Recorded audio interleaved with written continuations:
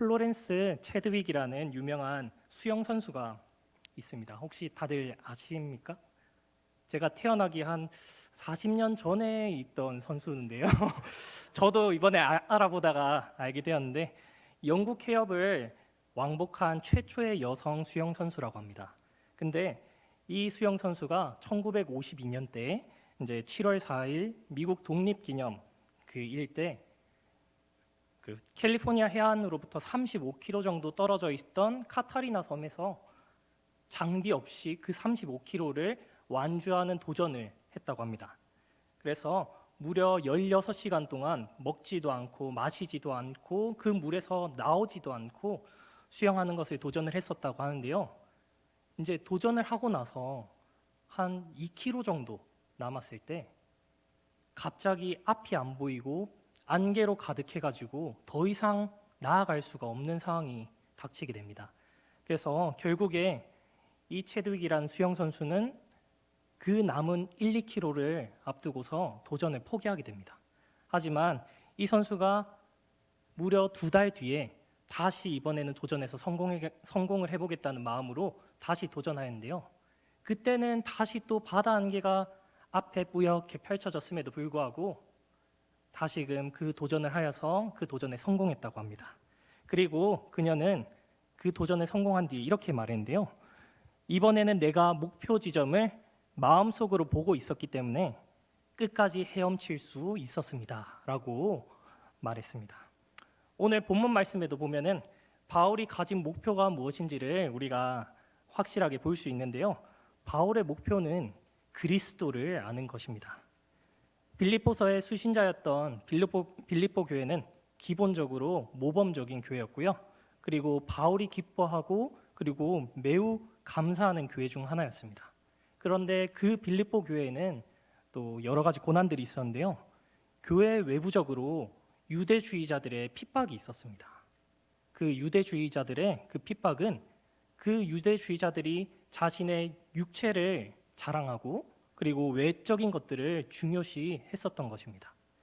근데 바울은 이런 유대주의자들에게 무엇이라고 대답했는지 아십니까? 그 빌립보서에는 저희가 오늘 읽었던 본문 앞절에 보면은 바울도 이 유대주의자들에 대해서 자기도 육체를 신뢰할 만한 것이 있다. 나도 유대주의자들처럼 할례를 받은 몸이다.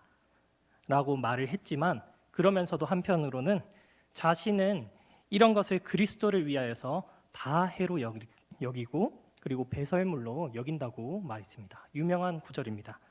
왜냐하면 바울에게는 그 육체적인 것들 그리고 외적인 것들이 중요하지가 않았고 오직 이 모든 것들이 그리스도를 아는 지식만이 자기에게 가장 중요하고 그리고 예수 그리스도를 아는 지식이 가장 고상했다는 것을 알았기 때문입니다. 바울은 예수 그리스도를 아는 지식이 가장 고상하다고 생각했기 때문에 오직 앞에 있는 그리스도를 향해 달려가는 그러한 성도의 삶을 살아야 된다고 빌립보 성도들에게 권면했습니다.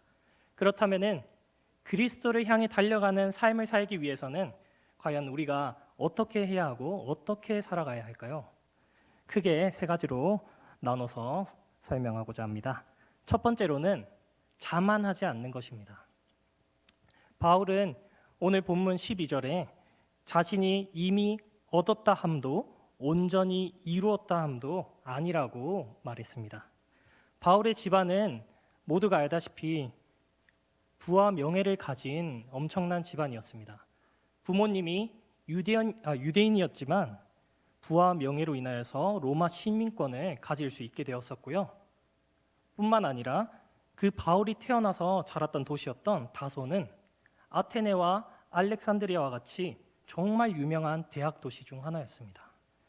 그리고 바울은 특히나 철학과 학문에 대한 강한 열망이 있어서 바울이 어릴 때부터 이러한 교육적인 분위기 속에서 자랐기 때문에 바울이 정말 철학과 학문에 있어서도 매우 능통한 자였습니다.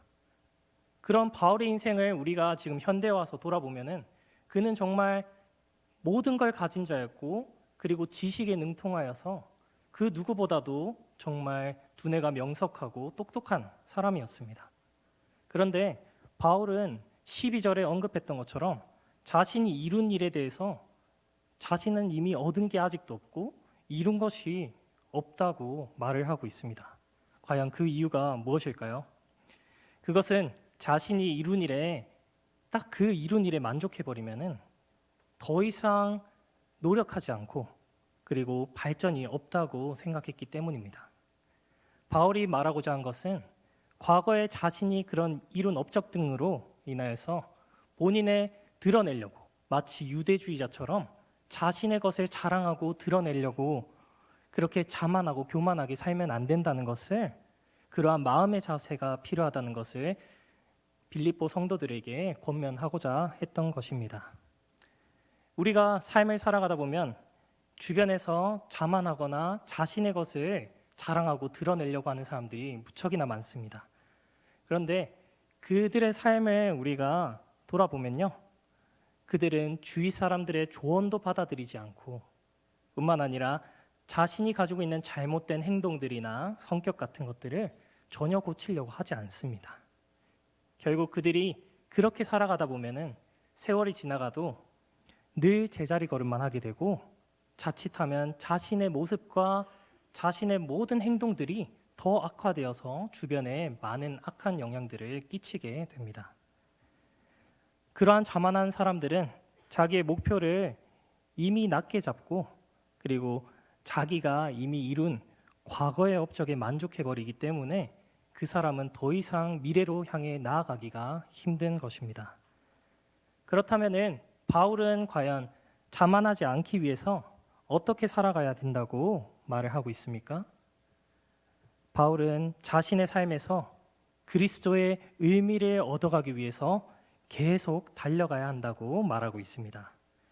바울은 12절 하반절에서 다음과 같이 말하고 있는데요. 다시 한번 오늘 본문 말씀을 읽어보도록 하겠습니다.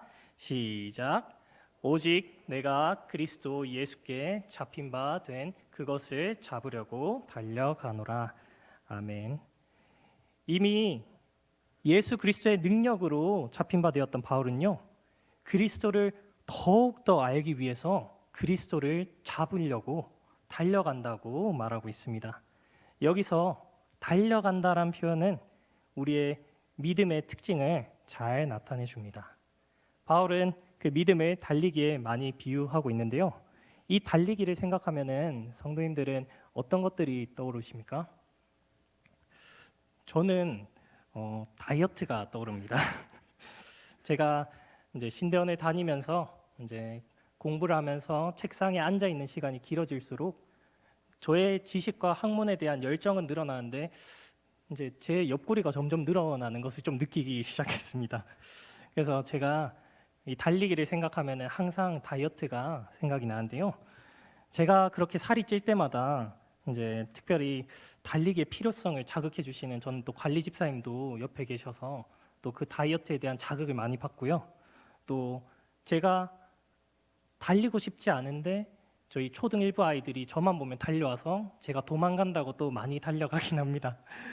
네, 그래서 이런 달리기와 같은 운동을 하기 위해서는 기본적으로 우리가 뛰는 훈련도 필요하고 기초 체력도 필요하고 그리고 달리기를 하기 위한 목표가 필요합니다. 그런데 바울은 앞서 고린도 교회 성도들에게도 이와 같은 달리기의 비유를 들어서 그렇게 성도들을 권면을 했는데요. 우리 고린도전서 9장 23절에서 24절 말씀을 다 같이 한 목소리로 읽어보도록 하겠습니다. 시작. 내가 복음을 위하여 모든 것을 행함은 복음에 참여하고자 함이라. 운동장에서 다름질하는 자들이 다 달릴지라도 오직 상을 받는 사람은 한 사람인 줄을 너희가 알지 못하느냐. 너희도 상을 받도록 이와 같이 다름질하라. 아멘. 바울은 모두가 운동장에서 다름질을 하더라도 오직 상을 받는 사람은 한 사람이라고 말을 하고 있습니다. 그렇다면 이 한 사람은 어떤 사람을 이야기하고 있는 것일까요? 그것은 복음을 위하여서 모든 것을 행하는 자입니다. 우리 장거리 달리기 대회 중 이제 여러 대회들이 있는데요. 특별히 가장 길다고 여겨지는 마라톤 경기는 42.195km라는 엄청 긴 거리를 뛰는 대회입니다. 그리고 이 긴 거리를 뛰기 위해서는 정말 수없이 많은 훈련들, 그리고 헌신들, 그런 것 에너지가 많이 필요한데요. 이 긴 거리 달리기 위해서 달리는 선수들이 시선을 땅만 보고 가는 것이 아니고 항상 자신들이 골이나의 결승점을 딱 시선을 고정하여서 길을 벗어나지 않고 속도를 낮추지 않고 끊임없이 그 속도를 유지하면서 달려가게 됩니다.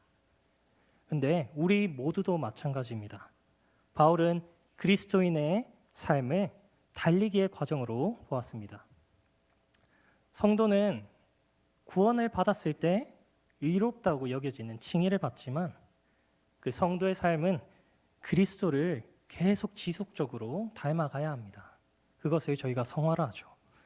그리고 성도의 삶이 흠없이 완전해지기 위해서는 그리스도께서 다시 이 땅에 재림하셔가지고 그분의 백성을 자신과 함께 있게 하셔야지 우리가 흠이 없고 완전하게 될 수 있습니다. 바울의 빌립보인 친구들은 바울을 보면서 너는 너무 완전한 그리스도인이다. 주님께서 봐도 너만한 그리스도인이 없을 거야 라면서 그렇게 여겼을 수도 있지만 바울은 그리스도와 그리고 그분의 부활의 능력 그리고 그분의 고난에 참여함 그리고 마지막으로 그분께서 그 죽으심을 본받는 것까지를 완전한 지식이라고 보았고요. 자신은 아직까지도 그 완전한 지식을 얻지 못하고 12절에서 아까처럼 고백을 했습니다. 그런데 바울이 고백했던 이 고백들이 우리 그 성화의 과정 중에 가장 필요한 부분이고요. 이것이야말로 성도가 성화의 과정을 살아가면서 그리스도를 더욱더 알려고 그 아는 것을 뒤따라 쫓아가고 달려가는 삶을 사는 것이 성도의 삶인 줄 알고 있습니다. 그래서 성도가 그리스도인으로서 살면서 그리스도를 더 알아가는 그 과정을 가는 것이 성화라고 볼 수 있습니다. 바울은 그리스도를 만나서 그가 경험한 온갖 고난과 승리에도 불구하고 바울에게는 아직도 배워야 할 것이 무척이나 많았습니다. 바울조차도 아직 온전히 이루지 못했다고 고백을 했는데요. 그럼에도 불구하고 바울은 그리스도께서 자신을 위하여서 다메섹 도상에서 자신을 잡아주신 일로 말미암아서 자신도 주를 위해 살고 이란 그 목표를 잡으려고 달려가고자 한 것입니다. 우리의 신앙과 삶도 마찬가지입니다. 이미 우리는 그리스도께 잡힌 바 된 성도입니다. 우리는 이미 얻거나 온전히 이룬 것들이 없습니다.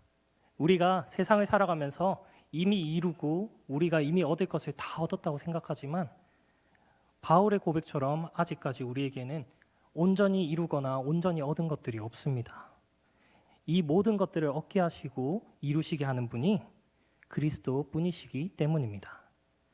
그러한 사실을 알고 그리스도를 따라 겸손한 삶을 살아내시는 저와 여러분이 되시기를 진심으로 소망합니다. 네, 두 번째입니다. 두 번째는 뒤에 있는 것들은 잊어버리고 앞에 있는 것을 잡으려고 쫓아가는 것입니다. 오늘 본문 13절에는 뒤에 있는 것을 잊어버리라고 했는데요. 이 뒤에 있는 것은 앞서 말씀드렸던 것처럼 과거의 모든 자격과 업적 등을 가리킵니다. 바울은 유대주의자들과는 달리 자신이 영적인 성숙을 이루었다고 여기지 않았습니다. 그는 불완전했지만 자신의 궁극적인 구원을 절대적으로 확신하면서 살았었습니다. 그리스도인들도 바울과 같이 자신들이 그리고 저와 여러분들도 그러한 바울과 같이 구원을 절대적으로 받을 줄을 믿고 살아가고 있습니다. 그러나 그뿐만 아니라 우리에게는 죄가 없는 것처럼 가장하지 않도록 살아야 하고요. 그리고 온전함을 목표로 살아야 합니다. 예수님께서도 마태복음 5장 48절에서 그러한 온전함에 대해서 강조하셨는데요. 다 같이 한번 큰 목소리로 읽어보도록 하겠습니다. 시작. 그러므로 하늘에 계신 너희 아버지의 온전하심과 같이 너희도 온전하라. 아멘. 바울은 원래 어떤 사람이었습니까? 그는 과거에 유명했던 유대주의자였고요. 그리고 그리스도를 믿는 자들을 앞장서서 핍박하고 스데반 집사의 순교에도 가담했던 그런 인물입니다. 그런데 다메섹 도상에서 그리스도의 능력으로 말미암아서 갑자기 새 사람이 되었습니다. 바울이 했던 그런 과거 행동들이 결코 옳은 행동은 아니었습니다. 바울에게는 특히 그가 회심하기 전에 자신이 교회를 핍박했던 그런 사실들, 그 죄들이 그의 모든 사역 가운데 발목을 잡았을 수도 있었을 것입니다. 하지만 그러한 과거로 인해 하나님께 헌신하는 일, 그리고 그리스도께 향하는 그 믿음의 경주를 멈추려고 하지 않았습니다. 바울과 같이 그러한 어쩔 수 없는 그런 과거의 일은 잊어버리고 말씀처럼 앞에 있는 일을 향해 나아가는 것이 참 지혜이고 우리가 취해야 할 미래지향적인 삶의 태도입니다. 우리도 마찬가지입니다. 우리는 바울처럼 너무 과거에만 머무르지 말아야 하고 그 어쩔 수 없었던 과거가 미래를 가로막는 벽이나 장벽이 되지 말아야 합니다. 성도들은 자신의 현 상황에 상관없이 하나님께 헌신해야 하며 그리고 앞에 놓인 것을 바라보며 힘껏 노력해야 합니다. 모든 사람은 누구라도 죄를 짓거나 부끄럽게 여기는 일들을 이미 행해왔습니다. 그리고 지금은 그 지금의 모습과 그리고 자신이 바라는 그 모습 사이에 그 긴장 가운데 저희는 삶을 살아가고 있습니다. 그러나 우리의 소망이 그리스도께 있기에 우리는 그 과거에 대한 그 잘못들을 잊어버리고 하나님께서 빚어가실 우리의 모습들을 기대할 수 있습니다.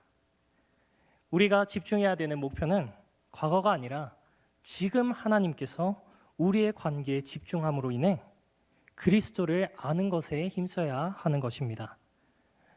우리는 하나님의 은혜로 말미암아 이미 죄를 용서받았습니다.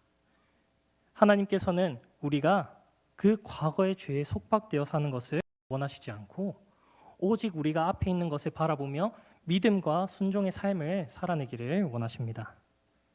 이미 하나님께서는 우리가 과거에 지은 죄를 모두 용서하셨습니다. 그 과거에 지은 죄에 대해서 책임을 전혀 묻지 않으시기에 우리는 그러한 지나간 일들을 다 잊어버려야 합니다. 그 잊어버리는 것조차도 하나님의 은혜이고 복입니다. 우리가 그러한 과거의 일들을 다 기억하게 된다면 삶은 정말 괴롭고 죄책감으로 인해 모든 삶이 무너지게 될 것입니다. 우리가 지은 죄가 수도 없이 많기 때문입니다. 그러나 염려하실 필요가 없습니다. 하나님께서는 우리의 과거를 전혀 묻지 않으시고 그리고 그리스도의 보혈로 인해 모든 죄를 용서해 주셨습니다. 그렇기에 우리의 소망이 항상 그리스도에게 있다는 것을 기억하시고 그 결승선에 도달하려고 목적을 따라서 앞을 바라보며 믿음의 경주를 하시는 저와 여러분이 되시기를 진심으로 소망합니다. 네, 마지막으로 세 번째는요. 표대를 향하여 부름의 상을 위하여서 달려가는 것입니다. 표대를 향하여 달려간다고 할 때 표대는 과연 무엇을 가리킬까요? 표대는 그 헬라어로 스코포스라고 하기도 하지만 스캡토마이라는 단어에서 파생되어서 나온 단어입니다. 이 단어는 직역을 하자면은 목표 그리고 목적을 가리킵니다.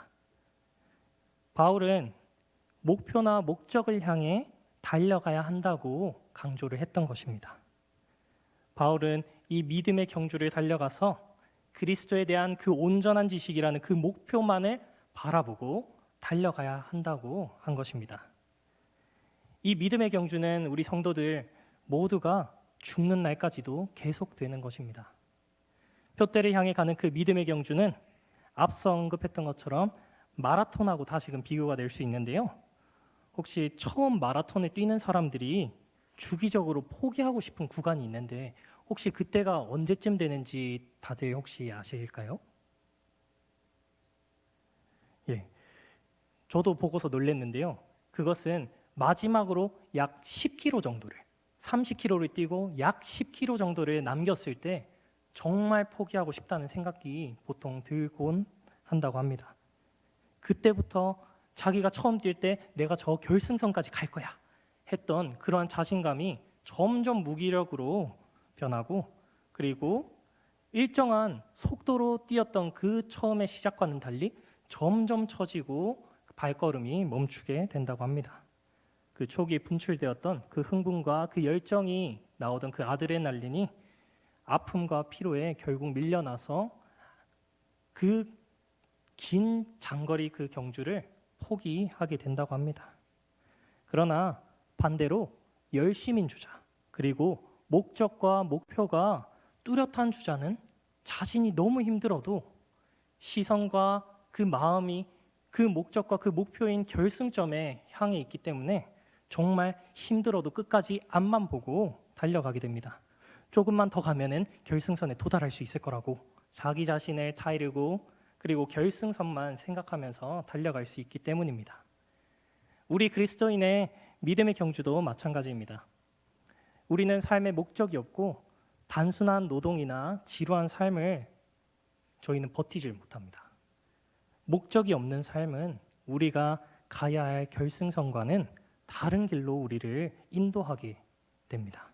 하지만 우리는 다 같은 하나의 목적을 가지고 있습니다. 그것은 오늘 본문에도 나와 있듯이 예수 그리스도 안에서 위에서 우리를 부르신 부름의 상을 향하여 달려가는 것입니다. 디모데후서 1장 9절에는 다음과 같이 말하는데요. 다 같이 말씀을 보시고 큰 목소리로 읽어보도록 하겠습니다. 시작. 하나님이 우리를 구원하사 거룩하신 소명으로 부르심은 우리의 행위대로 하심이 아니요 오직 자기의 뜻과 영원 전부터 그리스도 예수 안에서 우리에게 주신 은혜대로 하심이라.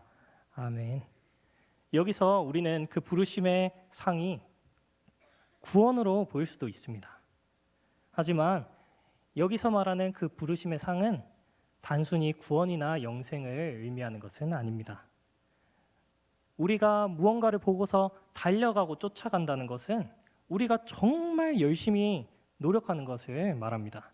그런데 우리가 그 받은 그 의롭다 여겨지는 그 칭의와 구원과 영생은 우리의 노력에 의해서 결정되는 것이 아닙니다.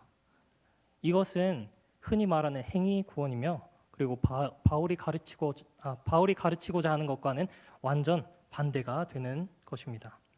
그렇게 우리를 부르신 부름의 상은 하나님께서 믿음의 경주를 완주한 자들에게만 주시는 하늘의 상급을 말합니다.